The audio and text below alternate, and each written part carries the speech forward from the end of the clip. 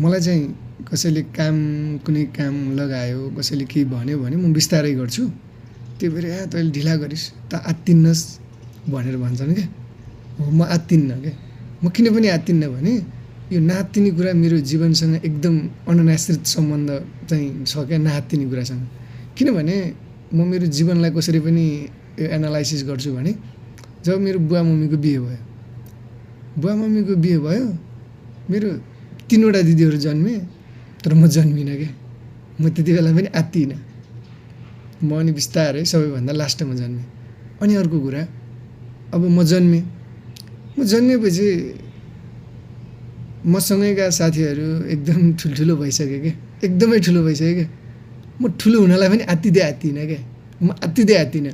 म बिस्तारै ठुलो भएँ। म मेरो साथीहरूभन्दा सबैभन्दा सानो थिएँ। त्यही सानोकै कारणले त्यही मेरो बडी स्ट्रक्चरकै कारणले म धेरै ठाउँमा रिजेक्ट पनि भयो। अब दोस्रो कुरा हैन। अब तेस्रो कुरा चाहिँ अब सबैले भन्छन् त किन मोटाउँदैनस् भनेर। अब सबैले त मोटाउँदैनस् भनेर सबै मान्छे आत्तिसक्यो क्या। तर म आत्तिएकै छैन क्या। म आजभन्दा 12 वर्ष पहिला पनि म 56 केजी थिएँ भने अहिले नेट वेट गर्दाखेरि पनि 56 केजी छु क्या। त्यही भएर मलाई चाहिँ के लाग्छ भने यो भाग्यभन्दा बढी र समयभन्दा अगाडि केही पनि हुँदैन। त्यही भएर मेरो लागि जो आत्तिनु भएको छ उहाँहरूलाई हृदयदेखि नै आभार। तर म कुनै कुरामा पनि आत्तिएको छैन है त। तपाईँ पनि नआत्तिनुहोस्। समय आएपछि सबै कुरा हुन्छ।